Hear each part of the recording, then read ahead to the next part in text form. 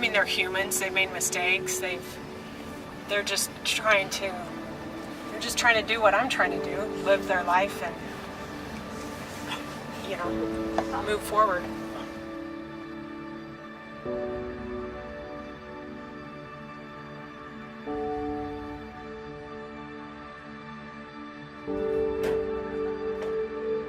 So, shifting gears, I think, is one of my favorite stories that we've experienced at the Boise Bicycle Project, just because of the sort of epic journey it's been. 4 years ago, I was trying to start a program where we were doing something similar, where we were teaching people how to work on bikes while they were incarcerated, and they would earn a bicycle through the process for themselves when they were getting released. The idea was, really to make sure that they had already earned their bike while they were incarcerated, so that the second that they got out, they could come into BBP and that bicycle would be waiting for them. Because the day that they get out, the next kind of stage of their life begins. My very first one I ever did was a Spider-Man bike.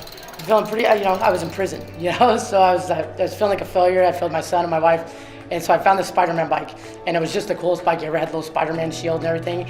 And the whole time I was doing it like I was doing it for my son and with my son, and it made me realize that I'm not, just because I'm stuck, I can still do things for my family.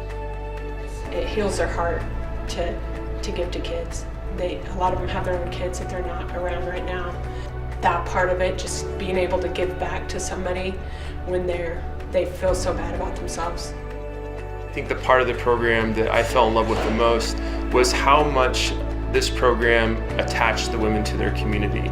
And it was something that they hadn't necessarily felt before. When they grew up, giving back to the community and being part of the community wasn't something that they had really experienced. And so for the first time while they were incarcerated and fixing these kids' bikes, they realized that they're making a difference. They're doing something bigger than themselves, and they're helping these kids on this great path and this great journey that they're going to be on. And whenever we would go out there, I would always expect for them to ask for pictures of the bicycles that they were going to get when they were released. And they would never ask for that. They would always ask for pictures of the kids who got the bicycles that they were working on, so you could tell how important it was for them.